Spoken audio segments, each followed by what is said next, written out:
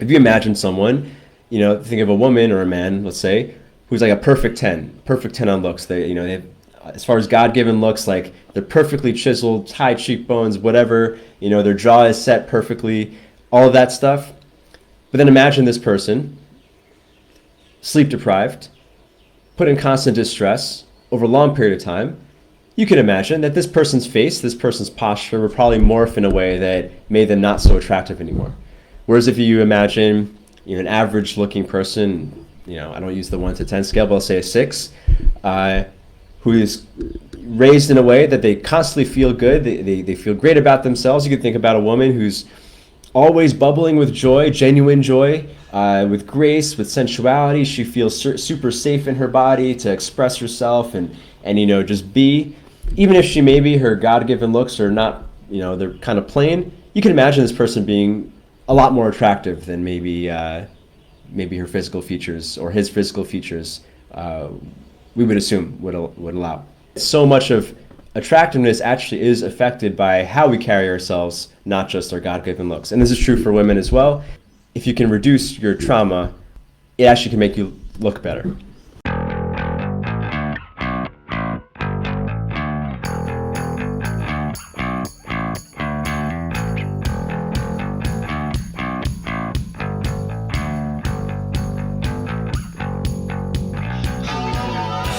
Today, we're speaking on body language and trauma release. And we've been having some live stream issues. I'm going to say this again. This idea came from one of the guys in the Masculine Underground Facebook group. It was actually added to the poll.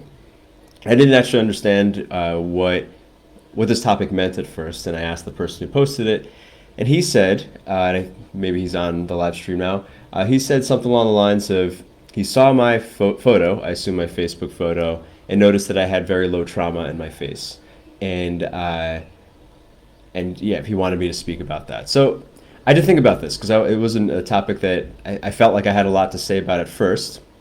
I did look at the same photo that he was mentioning. I've gotten a lot of compliments on this photo. People are like, oh, you must have been, whatever, you look, whatever.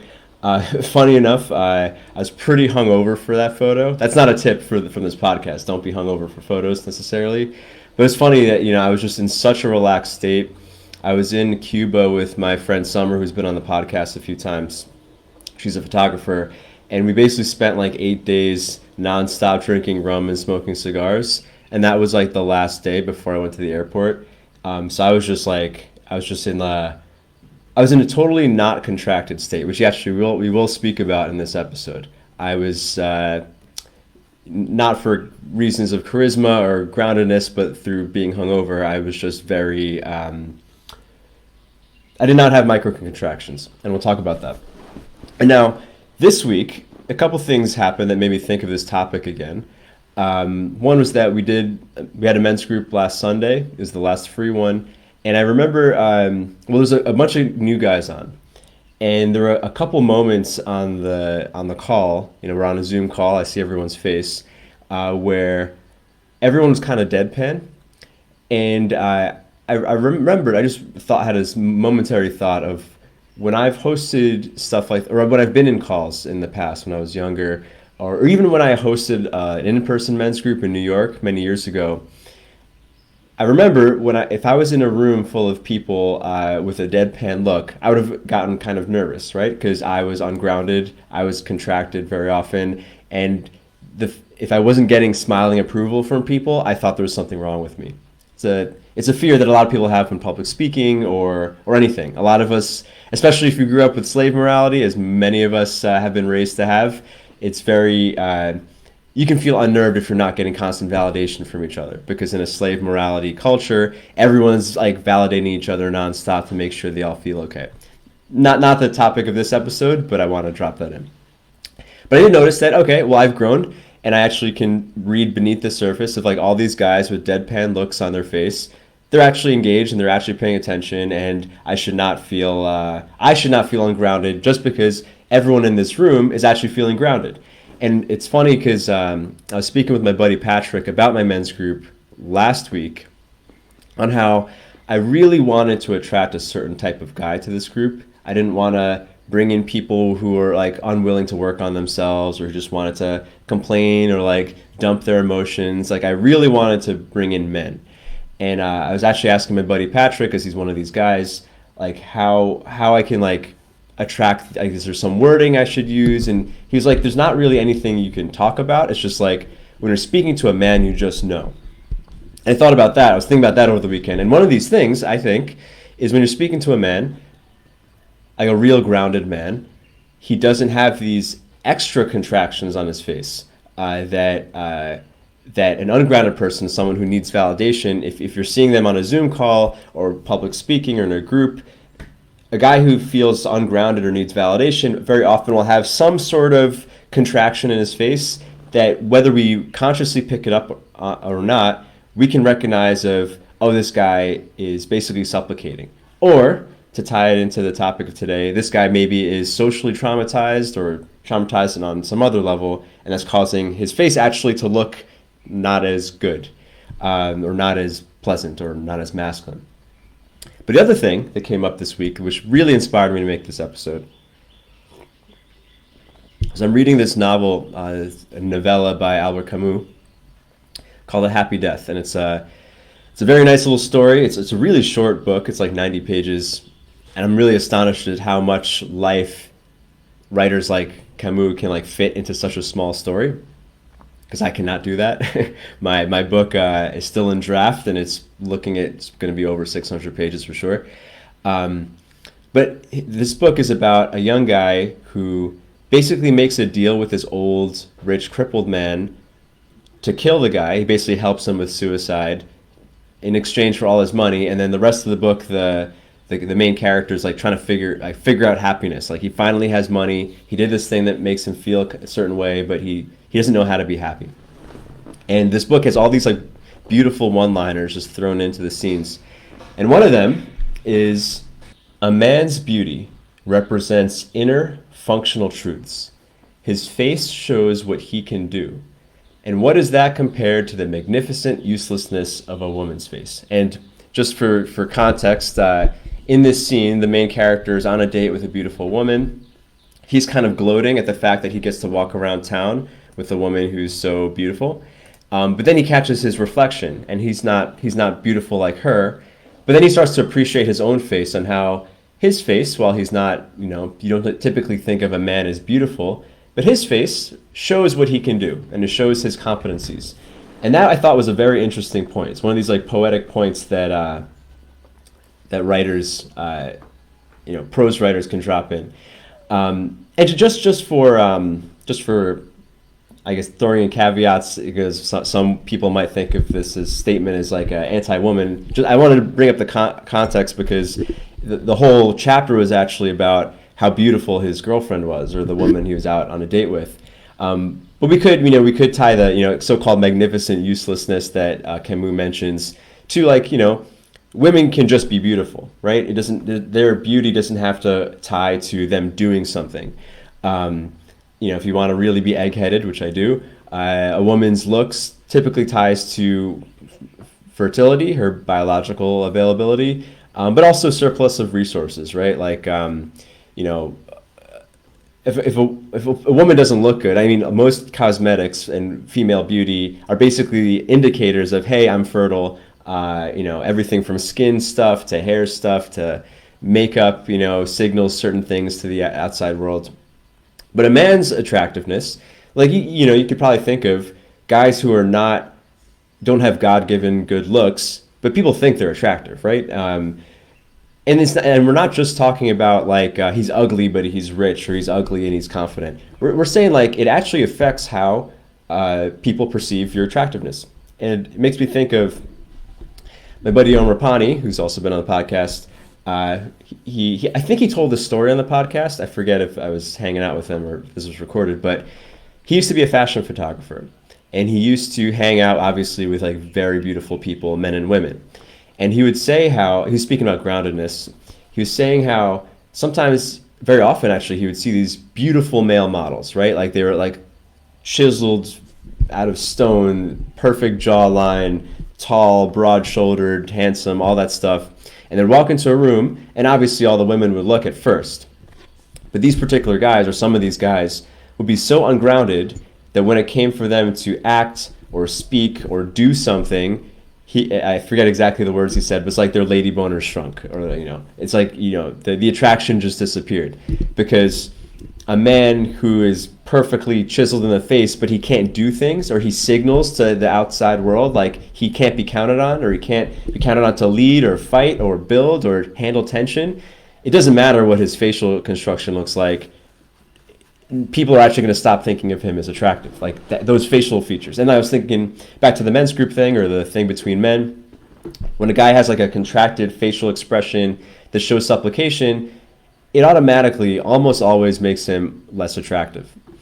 And I do want to say, I'm going to speak about analyzing the face and like the different quadrants of the face in this episode. If you want to really feel vain, make an episode about analyzing faces. I noticed like in the last 24 hours, like brushing my teeth, it's like, should I wash my face more? Anyway, silliness. Okay, but I do want to talk about what I actually mean about trauma, just to make sure that the word trauma gets thrown around a lot. I'm going to kind of work off of Peter Levine's definition in a sense, but in a very general sense. For our purposes, and this maybe wasn't what was meant when this topic was requested, at least for this episode's purposes, trauma is anything that inhibits function. So going back to the Camus definition, a man's looks demonstrate what he can do. Trauma then is anything that inhibits what he can do.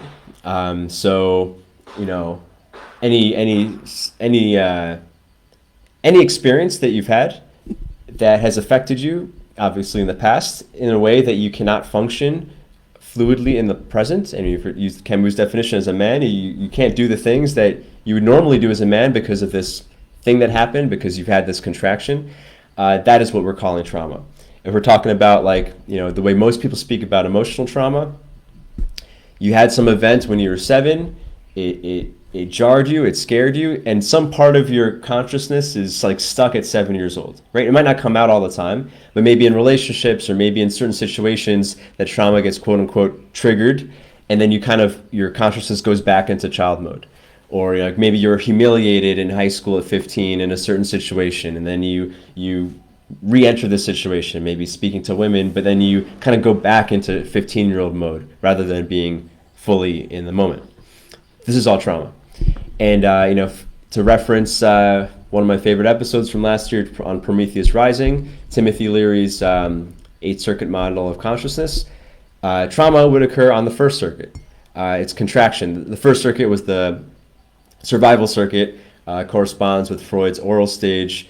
Trauma is anything that causes you to contract so that you can't take things in the present. If you remember, if you did catch that episode, the first circuit is, the oral circuit. It opens for anything that's good. So opens its mouth for nourishing food, for mommy's milk, opens its eyes, dilates the pupils to take in more light. Things are good. We want to take in more of this reality. And it contracts anytime we're trying to push things away or get away, like closes its sphincter muscles, its mouth to get away. And that's the whole thing of having a tight ass, right? People joke about it, but I do think recognizing the state of your anus is a great tell of the tension in your body, because it's one of the first things you learn how to grip, aside from your hands. And essentially it's tied to fear of death. So when we're feeling anxious, when we're feeling anything that we might put in the category of trauma, inhibiting our function, it's somehow related to survival. Like, it doesn't always make sense, right? Public speaking is a great example. Doesn't make sense that you should all contract and go into like a trauma response while speaking to a bunch of your peers, but it's tied to old mechanisms that make us fear, like, ostracization, we're going to die, etc. Okay. So the point of this episode, to put it into one sentence, or I guess 2 sentences, trauma and body language, or trauma and nonverbal communication, are covariant. By affecting your body languaging, your nonverbal communication, you can't affect your emotional experience. By affecting your emotional experience, you can naturally change the way you express with your body and your facial features, your nonverbal communication. I do need to, Blake Eastman, who's the founder of Nonverbal Group, who's also been on the podcast, has he corrects me when I say body language because the word body language comes from a book from the 1970s, but it did catch on. The more accurate term is nonverbal communication. But I'm going to switch back and forth because obviously we all know the term body language. So emotions, and if you caught the episode on physiological toughness, we do know that it comes down to a hormonal level. Our emotions partly get a signal of how to we get a signal of how to emote from our body, right? If you did catch that episode, our muscular nervous system reacts to threats many milliseconds, hundreds of milliseconds before our organs can generate the hormones that cause the emotions that we feel. So we do know, I mean, on a scientific level, that these things are covariant, even though some of the things I'm going to share in this, and one of the books I'm going to reference in this episode is definitely not science. It's not, well, anyway, you can judge how it is. Okay, anyway, before we jump in to the meat, do you have a couple announcements, or I guess one announcement? Last Sunday was the last free men's group. It was awesome. We had a bunch of new people there, which was fun. We had some regulars there, which was cool. And it was great. It was actually really interesting. We had two guys who were in relationships who kind of had they're married actually, and they had kind of opposite problems. So it was really interesting. And I think it's one of the coolest things about a men's group, whereas opposite experiences can, like, it's almost like, and I didn't want to overly draw this picture, but it's almost like they could speak to the other side of their relationship, but in male form. And it was cool. I mean, I thought it was really awesome. In another 2 weeks, 2 weeks from last Sunday, the regular men's group starts. So as I mentioned in other things, that was the last free one. I wanted to make a paid group just so that we have consistency. We can really build off of previous weeks for accountability, for tackling new problems, for diving into deeper practical applications of philosophy.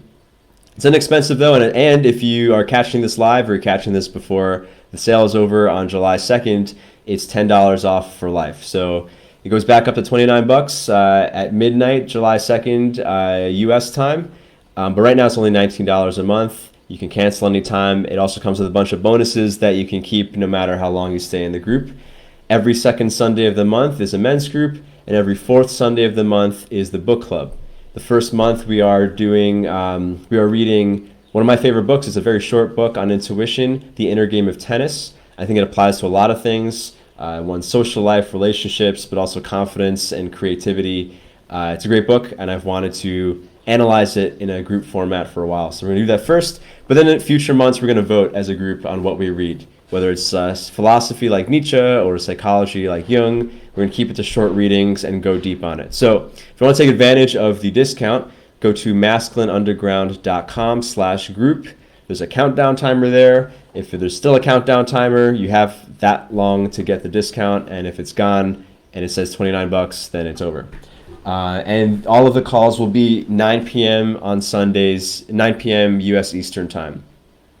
I might adjust it during daylight savings in a few months, and I'm probably going to add a Europe-friendly time in a couple months, but right now, just want to stick with one time slot so that we could all we could have the same regular group. All right, so body language and trauma release. I really appreciated the suggestion of this topic because it's not something I've thought about in a while. But then, when this gentleman drew attention to my Facebook picture, I did look at that picture, and then I thought about, well, for a long time, I had a resting sad face, actually. Resting sad face being kind of like a resting bitch face, but, bitch in the other sense. Like, I always looked like I kind of had a permanent frown for a long time, and now I don't. Or now it's not as pronounced. For many years, especially in high school, when I was particularly depressed, and into college as well, people would very often say to me, well, what's wrong? Well, what are you sad about? And in my eyes, like, I wasn't sad about anything. I just feel normal. But people would always tell me, like, you look sad.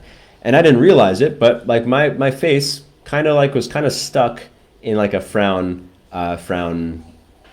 shape.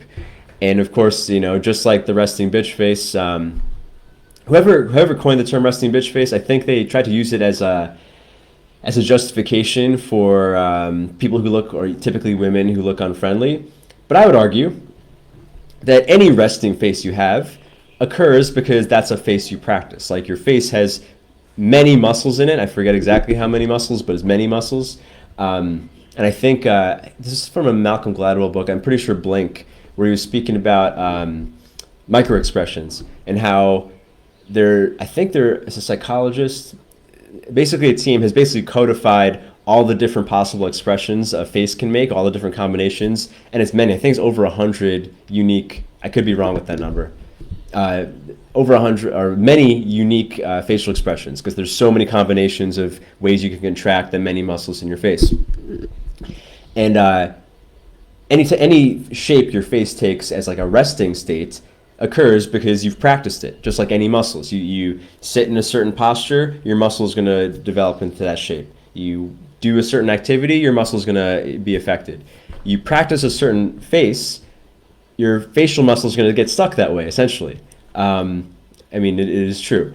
And so looking back at my face, I could actually see in photos, like particularly the right side of my face, and I'll explain the sides of the face in a moment. The right side of my face would kind of be dipped. And actually, I noticed this because, I take thumbnail images for the YouTube version of these videos, and I don't really think about them that much. I take a snap and I send it over to my awesome media person. But then I really looked at my face this time, obviously. I was like, oh yeah, the right side of my face still dips a little bit. But anyway, I noticed this, and many years later, from when my resting sad face was like particularly pronounced, in my mid-20s, when I was doing a lot of self-development stuff, kind of like spiritually colored eye-gazing things. When I was in the cult, we did a lot of like eye contact exercises, and something called obnosing, or noticing. It was called obnosing in Scientology, where it originally came from. Essentially, as you look into someone's face, and sometimes you look at their genitals, but you look at someone and you share the obvious noticings you have. That's why it's called obnosing, as L. Ron Hubbard, I believe, coined the term. And very often, when I'd be doing these eye-gazing exercises with people would give compliments, right? Oh, you look whatever. But then people would look closer and they would often say, oh, the right side of your face is bigger than the left side of your face. And I got this reflection a lot. So, I mean, it's true. I could see it in the mirror. So it's interesting that I feel very vain talking about this, but when I look at myself in the mirror, sometimes my face looks symmetrical and normal, in quotes. Sometimes I notice that it looks very abnormal, where the right side of my face looks a lot bigger. And I don't know this for sure. Obviously, this is very anecdotal. This is, it's an anecdote. I think my face looks less symmetrical or like more lopsided when I'm stressed. It's like, I don't know exactly how the muscles in my face contract, but when I'm stressed, they don't contract evenly, and somehow my face looks lopsided a little bit. And I recognize this, I started noticing this rather from a kind of obscure book I read in college called Reading Faces. And I'll try to find the author again. I remember looking for it many years later, and it's kind of just a hard book to find. But I found it really fascinating. It's a bit unscientific, but some of the observations they share I've found to be true. And one of the things, there's a whole book of different facts or different associations, but one of the things I remember is that they say that the left side of your face and the right side of your face typically are different. I mean, most of us maybe have noticed this on some level, but they represent the states of your left brain and right brain reversed. Like the left side of your face, how it contracts or how it shows up. The micro expressions on the left side of your face are dictated by your right brain, your emotional brain, and the micro expressions of your right face are dictated by your logical brain, your left brain. And according to this book, you can analyze a person's face, and this exercise they do, which I think is really interesting. In fact, if you have some sort of Photoshop, I'm sure most of us have some sort of photo editor on your computer, you can do this. Take a picture of yourself straight on, and make sure it's even so that your ears, it's straight on.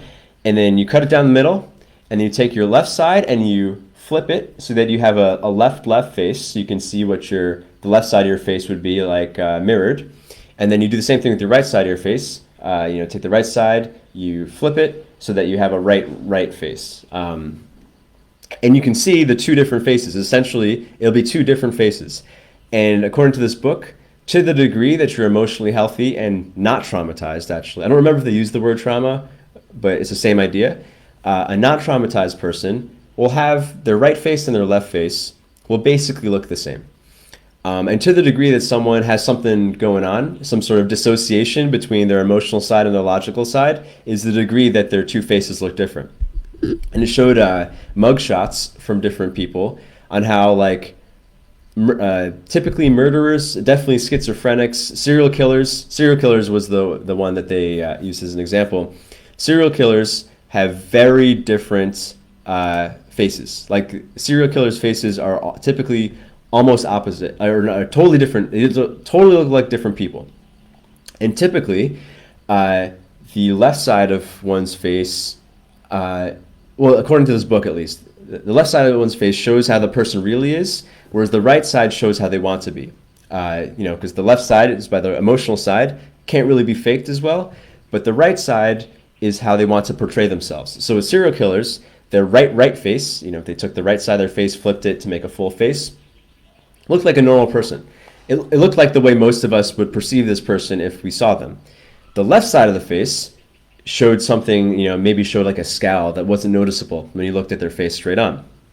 According to this book, when we make eye contact with someone, we tend to look at their right eye, which is the side of their face that they're trying to portray, which I thought was interesting. And I was like, that can't be true. But then I noticed it. At least back then, I was paying attention to it a lot. And I was like, oh yeah, I do tend to look at people's right eyes and not their left eyes so much. Whereas when I started doing like these eye gazing exercises and like David Data like workshops or Tantra influenced workshops, they often recommend that you look at the left side of someone's face.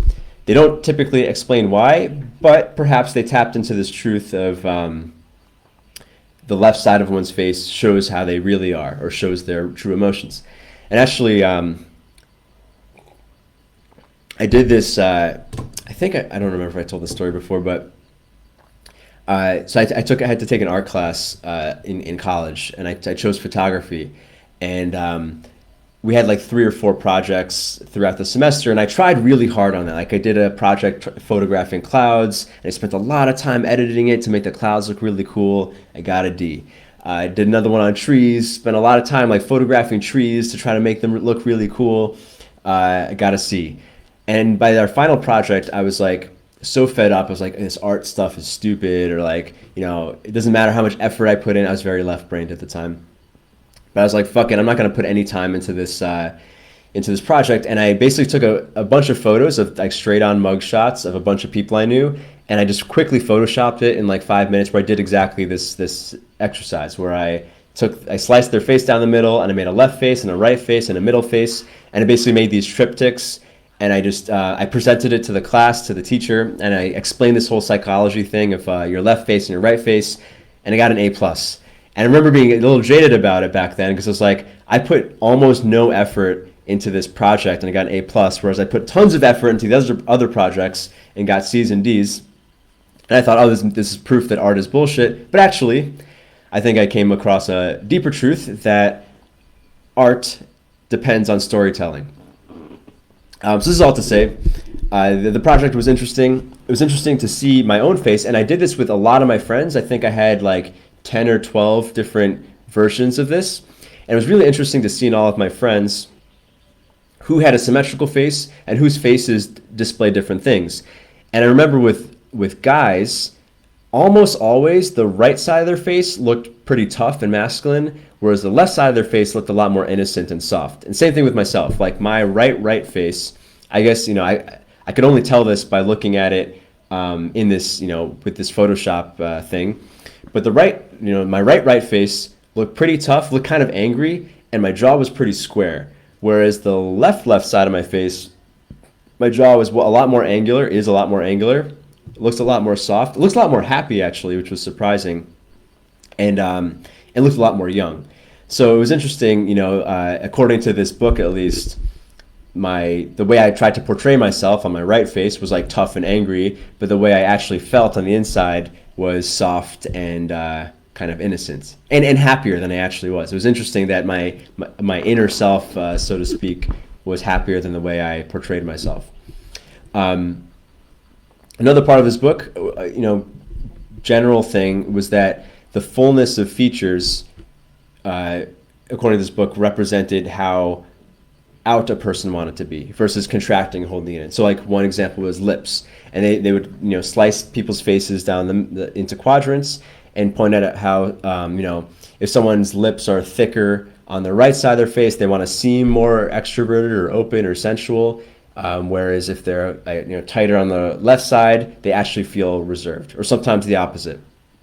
And they had a bunch of other things which are similar, but I remember that being like that seems like a thing that we all can like wrap our heads around conceptually, that if you're contracted, you're reserved. If you're open and full, you're out.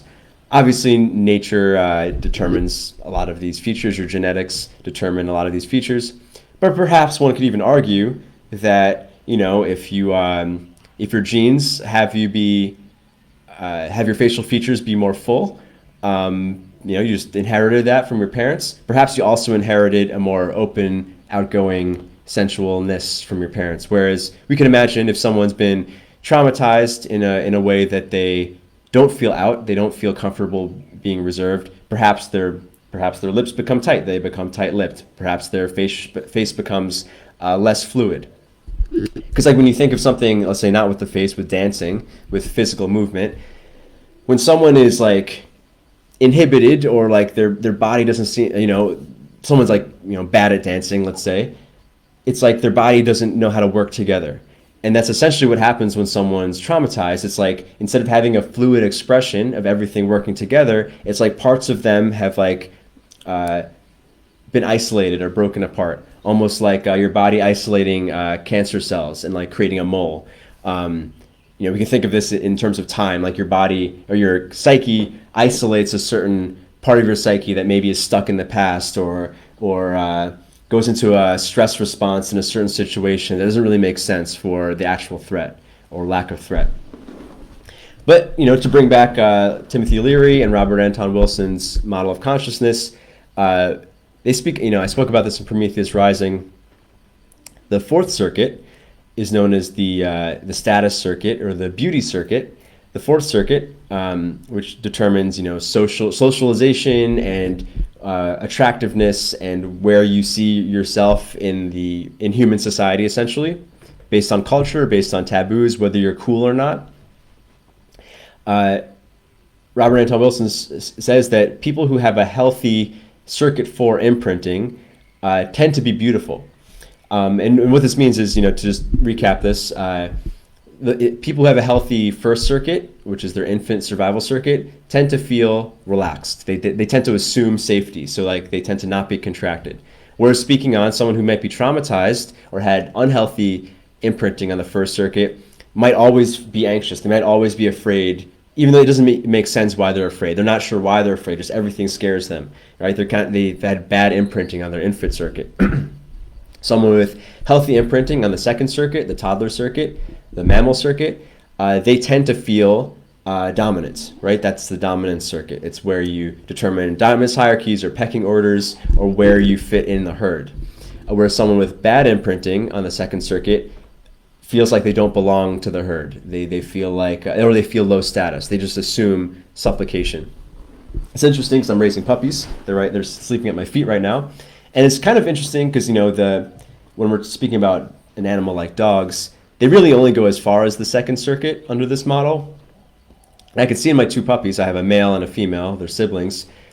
It's obvious, the male is growing bigger, he's becoming more aggressive, and you can see how he's imprinting to be have a more expanded second circuit under this model. He's just assuming more dominance, but we live next door to a slightly bigger dog who beats him up and like brings him down. You can see like this is kind of putting him in a healthy zone in the small dog pecking order that we have in my neighborhood. Whereas the female, you can see unfortunately she's kind of being imprinted to always be submissive. Like that's what she's growing up with. So you can see how this is like probably going to affect their lifelong personalities. Just to finish this off, the third circuit is the intellectual circuit. Someone with healthy imprinting assumes they can understand things. They just have great intellectual fluidity of understanding meanings of words. Someone with healthy circuit 3 imprinting remembers ideas easily, can remember vocabulary. Typically, they're better spellers. They can do arithmetic well. Where someone with bad circuit 3 imprinting has this assumption that they're bad at math, they're bad at spelling. Obviously, people are not bad at all of these things or none, but like this is all negative circuit 3 imprinting. If you have this self-image that you can't understand things, or you have trouble understanding abstract ideas. Bring us back to circuit 4.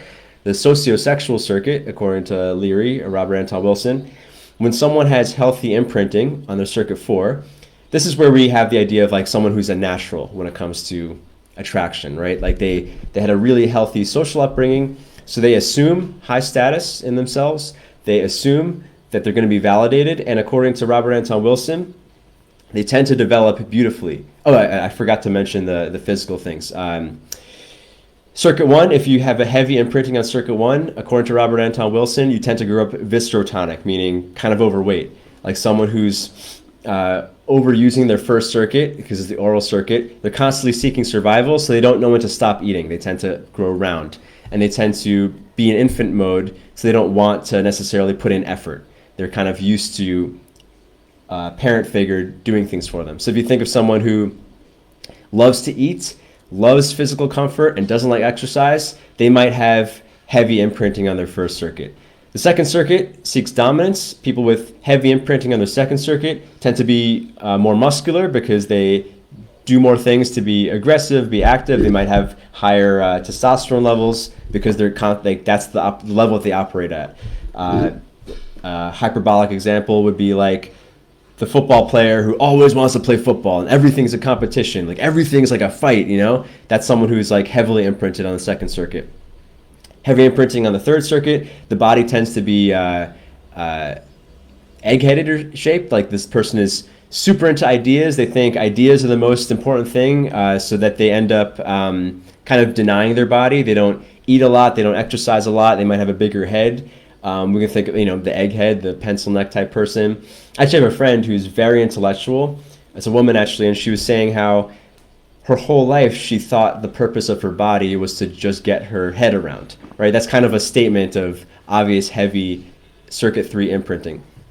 With circuit 4 imprinting, according to Robert Anton Wilson, a person grows up to be beautiful because they assume high sociosexual status, meaning they just assume they're desirable. Maybe their family made them feel attractive, made them feel wanted all the time. Or maybe their social circle, the culture they grew up in, heavily praised looks or heavily emphasized how you look and how attractive you are. If you think of like the girl whose mother always emphasizes how she looks before she goes to school, grows up paying a lot of attention to her looks, and according to Robert Anton Wilson, her body will tend to produce sex hormones at an earlier age in higher dosage because that's just the signal she's getting from her environment. So this goes beyond the nature part of you can imagine, you can think of the girl in your class who developed curves earlier than other women, or the boy whose voice became deeper. Obviously, there's a genetic component,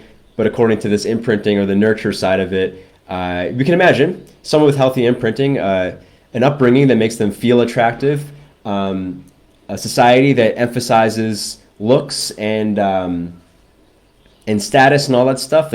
Someone who's raised in very master morality way, we can imagine that maybe their body would produce healthier sex hormones, more testosterone than cortisol, more estrogen than, I don't know, something else. So, obviously this is not a scientific idea, but it's kind of makes sense. And you can also imagine, going back to the nature thing, obviously looks are determined by genetics largely, but if you imagine someone, think of a woman or a man, let's say, who's like a perfect 10 on looks. They have, as far as God-given looks, like they're perfectly chiseled, high cheekbones, whatever, their jaw is set perfectly, all of that stuff. But then imagine this person, sleep deprived, put in constant distress over a long period of time, you can imagine that this person's face, this person's posture will probably morph in a way that made them not so attractive anymore. Whereas if you imagine, an average looking person, I don't use the 1 to 10 scale, but I'll say a 6, who is raised in a way that they constantly feel good, they feel great about themselves. You could think about a woman who's always bubbling with joy, genuine joy, with grace, with sensuality. She feels super safe in her body to express herself and just be. Even if maybe her God-given looks are not, they're kind of plain, you can imagine this person being a lot more attractive than maybe her physical features or his physical features we would assume would allow. Reminds me of, I mentioned this in my book, when I first interacted with a group called Mama Gina's School of Womanly Arts. It's a book also that I recommend to women because, if you look at like red pill literature or a lot of like dating stuff, there's an assumption that, okay, men can move in their attractiveness level, but women's looks or women's attractiveness is kind of more biologically determined because it's at least if you look at the sexual marketplace, the way most people perceive it, the thing that attracts men to women are biological markers, less than character markers.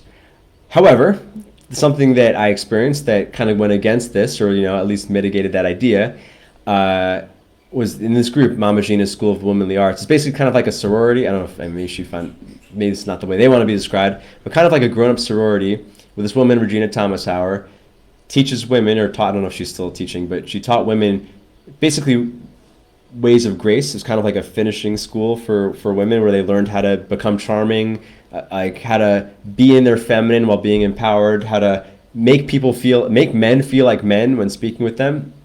And I remember when I first started dabbling in this community, I met these women who were much older than as a 24-year-old I would be attracted to them. I remember speaking to a woman who's like in her 60s, maybe even older, wrinkly, not someone who's hot by anyone's definition, but she had this way of being, this feminine grace that kind of I wouldn't say that I was attracted in the sense of I wanted to jump her bones, but it added this polarity to our dynamic, whereas even though physically she was much older, she wasn't that attractive, on an objective level, there's something so alluring about her, and we were flirting in a way that felt really satisfying. It wasn't like I was going to jump in bed with her or anything, but it was a signal to me that so much of attractiveness actually is affected by how we carry ourselves, not just our God-given looks. And this is true for women as well. And this is all to say that, per the topic we have here, if you can reduce your trauma, it actually can make you look better. So did I miss anything here? Okay, so I'm not going to speak so much about physical changes. I think when people speak about body language on do this, don't cross your hands, it gets very, it puts you in your head, which is not the point of this. I do want to reference at least one thing, because if you search for this on YouTube, it's a whole big thing, and I fucking hate the name. I think it's gross, but it's called mewing. You may have seen this. It's basically, instead of mouth breathing, according to these various breathing experts, mouth breathing is not only bad for you in terms of oxygen consumption, but according to a lot of these videos, it actually sets your jaw in a weird way. If you think of a mouth breather, you think of someone maybe who's slack-jawed, who's got a big overbite, obviously not attractive. Where this idea of mewing, I really hate the name mewing, but it's named after this guy, Dr. Mew, who basically teaches people to breathe in a way that's more healthy through their nose, close your jaw, put the tongue on the roof of your mouth, and this supposedly forces your jaw into the perfect alignment, whereas someone who maybe is slack-jawed and not very good looking because of it can correct his breathing, but also correct his looks in a way that is attractive. But what I think is more interesting than doing these external things, even though perhaps if you're bad at breathing, you should learn how to breathe better. Not saying this is not good, but these physical changes actually require awareness of the body, and what we would call grounding, which is what I'm interested in, right? Most grounding exercises, and actually all the grounding exercises I share in my masculine archetype challenge, they're very simple, right? And then they have to be simple. If they require too much thinking, they wouldn't be sustainable. They're very simple. The challenge, or the actual challenge of it, is, can you have enough awareness to not do these things where you contract, right? Can you have enough awareness to keep your face relaxed? Enough awareness to make sure you're breathing? Enough awareness to breathe through your nose rather, or a lot of the exercises I use, one of them that I love the most, is just paying attention to my extremities, my hands and my feet. If I pay attention to my extremities, I automatically become aware of the sensations in my whole body. That awareness it encourages me to naturally not contract. If you think about all of the different, supposed good body language signals, like don't cross your arms, don't touch your hands together, don't touch your feet together, don't do things that make you small. That's all bad body language of a traumatized person who's more in prey mode rather than predator. If you have enough physical awareness, though, it actually doesn't feel good to do those things, unless maybe you're cold or something like that. Like if you actually pay attention to your hands and your feet, you could try this now, listening. If you really pay attention to the palms of your hands, the soles of your feet, sometimes I throw in the genitals there just for 5 points of awareness. If you really pay attention, you'll notice that it doesn't actually feel good to do these things that are supposed bad body language. If you just pay attention to your body and how the sensations in your body feel, and if you're not sure how to access that, if you just pay attention to the feeling of gravity on your body, which no matter how numb you are, you should be able to feel gravity, feel your weight.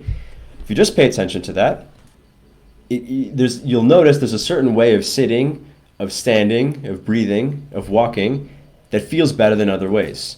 And these, basically it feels best to not contract. I spent a lot of time, because I've had back problems for a long time. And one of the things that really helped is this thing called the Alexander technique. You can look it up. If you live in a city, there should be Alexander technique teachers in every city. I did an Alexander lesson every week for almost a year, and it totally changed everything in my body. Like when I would do Qigong and practice the microcosmic orbit, there was kind of like a dead zone in my middle back because my thoracic spine was like so stiff and fused. And about a year of Alexander technique, basically Alexander technique basically teaches you physical awareness. And by just having this awareness, I noticed that if I pay attention to my body enough and how I feel, it doesn't feel good to slouch anymore. Like it actually, in order to slouch or put yourself in a weird position, you have to stop thinking about your body. Which is why if you notice when people are on their phones, one of the things I hate about phones, one of the many things, is that when someone's on their phone, all of their attention goes into their head and into the electronic world. Their attention leaves their physical body, and when someone's on their phone, they tend to do weird stuff. They tend to do things with their face, and they'll hunch and they'll crouch. Whereas if you take the phone out of their hand and have them pay attention to their body, they naturally stop contracting because it doesn't feel good to contract. You have to basically leave your body in order to contract. Which brings us back to trauma, this whole thing of trauma, of anything that inhibits our natural flow. You have to leave your awareness, you have to leave your body. When we speak about extreme trauma, the way it's mostly spoken about, many people who have traumatizing experiences or experience a traumatic event will describe something of oh, I left my body. Or especially women in sexual trauma, when they engage in sex again, if they feel triggered, it's like they're not in their body. It's like they've left, right?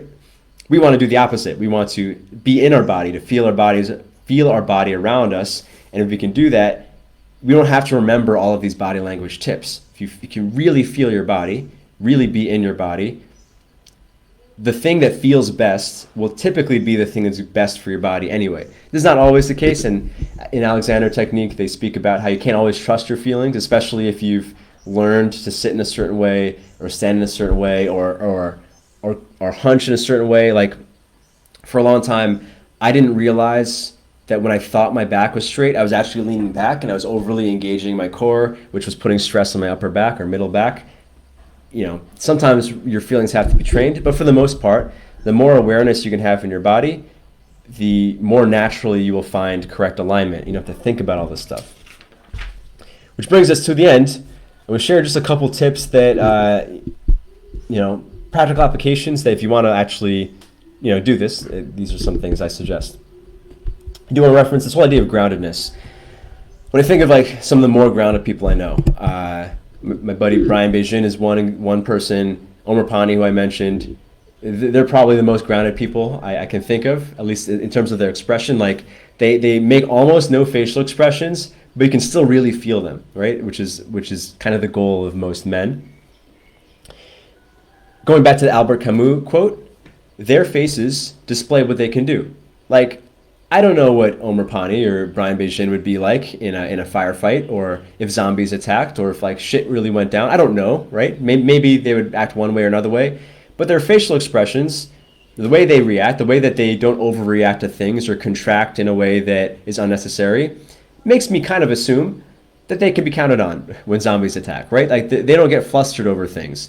And you know, it's possible that someone who's a good actor can maybe train the facial expression thing in a way that doesn't actually represent what they can do. But I think in general, the Albert Camus quote is true. A man's looks kind of demonstrate what he can do. Which is why when we're talking to a guy and his face is unnecessarily contracting or he's doing weird things, you know, we feel kind of like this disdain. It's kind of a natural reaction. We're talking to someone, they're kind of like doing, like they have these micro expressions of like, you know, you kind of feel less trust for the person because you're like, well, if this guy is unable to remain stable under this mild social tension, what's he going to be like when shit really hits the fan?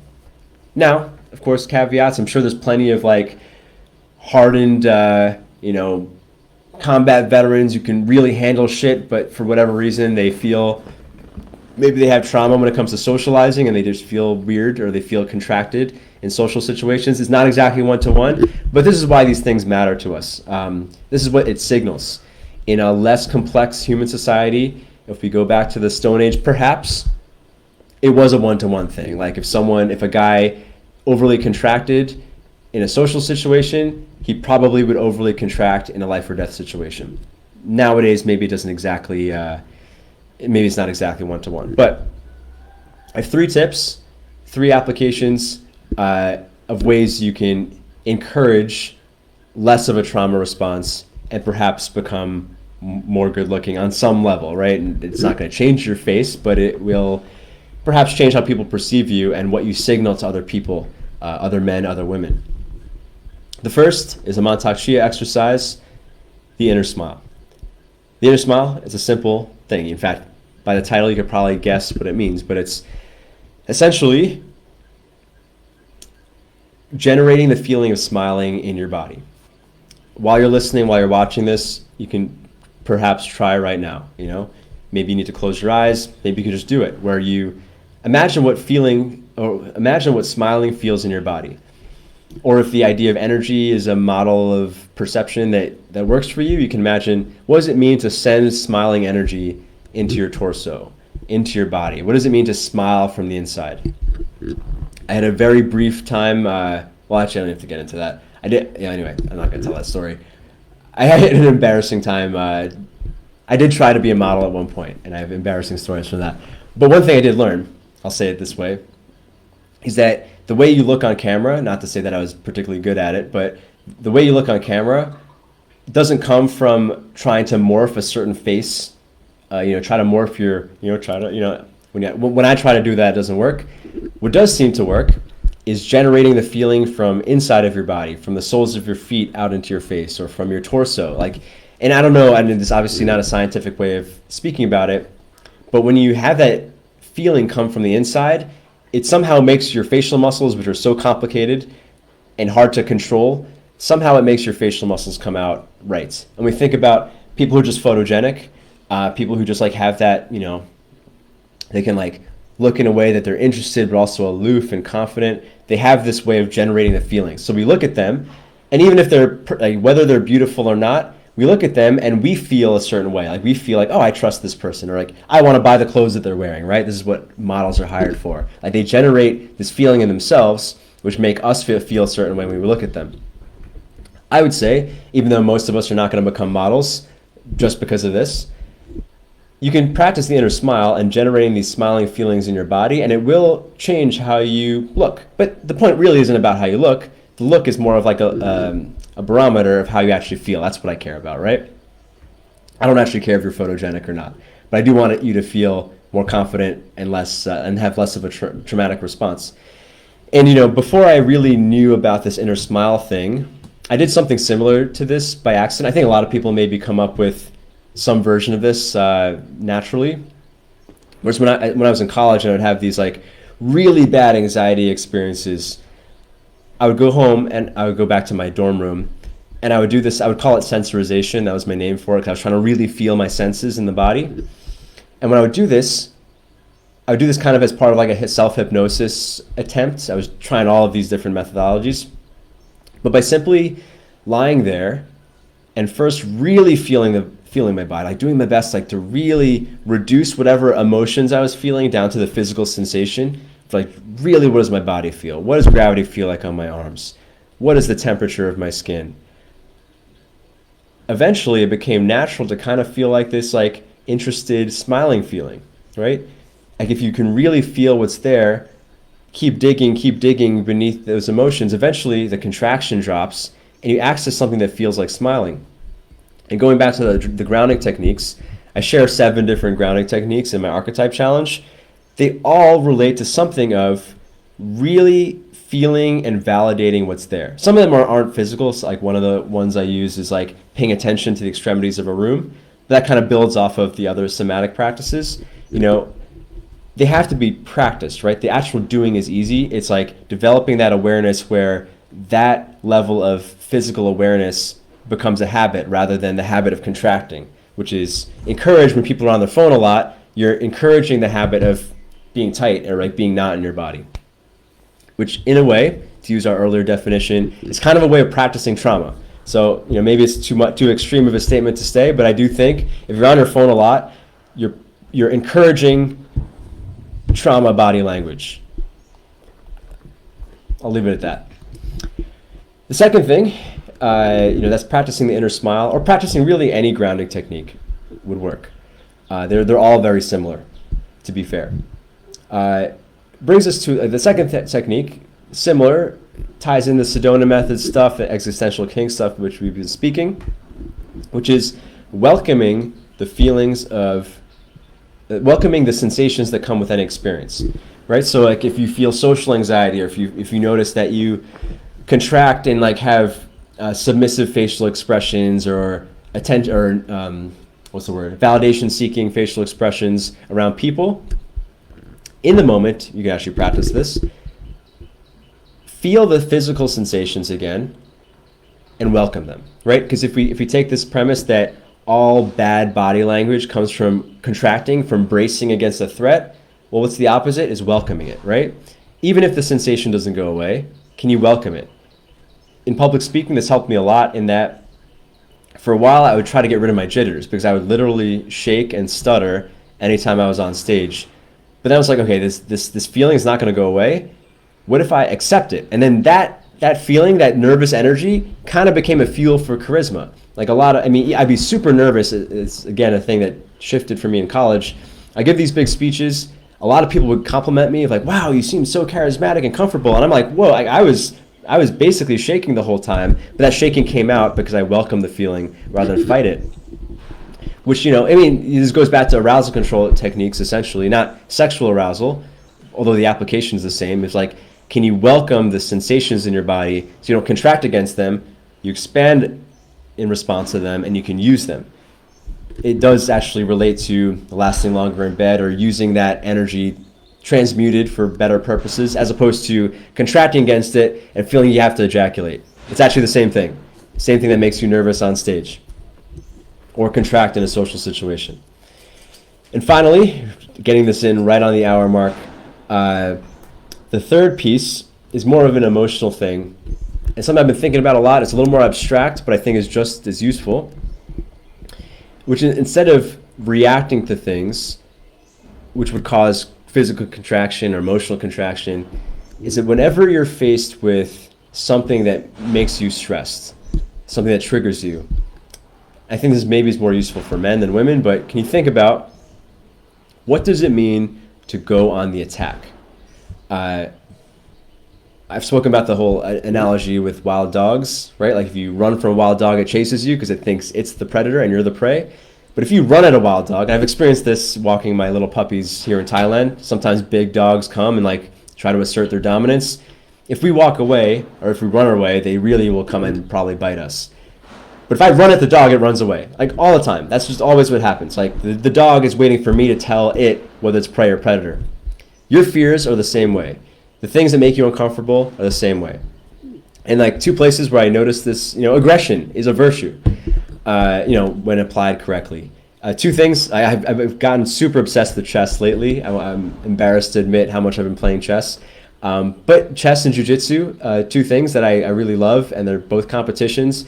And in both forms of competition, when skills are evenly matched and attributes are evenly matched, I've been noticing this in chess as well, the more aggressive person tends to have more advantages. In jiu-jitsu, because it's physical fighting and maybe it's obvious, but if you're really good at jiu-jitsu, you can be very passive and still win. High-level people, when they're rolling with a white belt, they can do this. But I just got my blue belt. I'm not quite at this point. I thought maybe I can. Last time I sparred, I was like, there's a bunch of white belts in my gym. I was like, oh, maybe I'm tired. Maybe I can beat them by being passive. I'm actually not there yet, right? You have to be better. But if I was aggressive, I would beat them every time. Same thing in chess. I've noticed when I got up against a person of a similar rating, if I try to play defensive, even if I make the smart moves, the aggressive person always has more opportunities. I'm always reacting to them. Whereas if I'm a little more aggressive, I kind of create openings, or I create vulnerabilities where the other person has to keep reacting to me. Obviously, aggression can go too far, and you can be overly, Anyway, I don't mean to beat this analogy to death. Essentially, when you become the aggressor to things, it does shift your hormones. It does shift your body language. The predator, the difference between a predator and a prey is that a predator is in control of the tension. The predator gets to choose to stop hunting when it wants. The prey doesn't have that choice. And as I spoke about in a more sciencey level on the physiological toughness episode, it actually affects your hormones and your nervous system and obviously your experience. And we could even, tying this to the original statements, predators are more handsome. Prey, you don't think of prey animals as handsome. They can be cute. Prey is cute at best.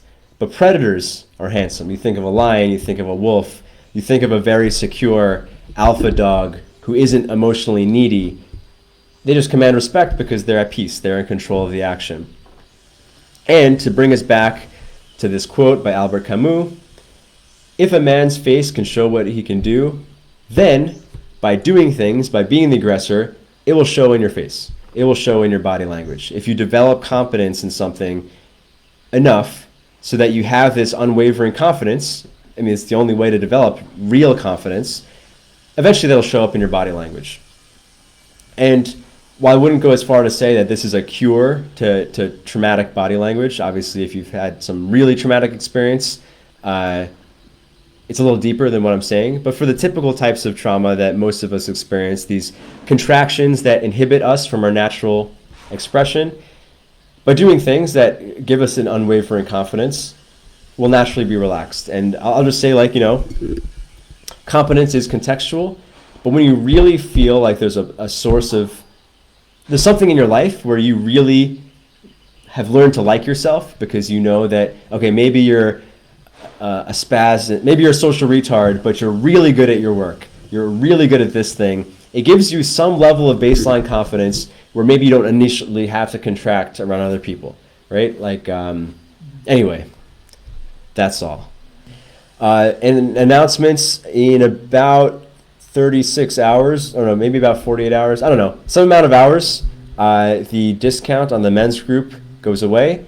Right now it's only $19 a month. If you join now, that rate stays your lifetime. Midnight, Friday night,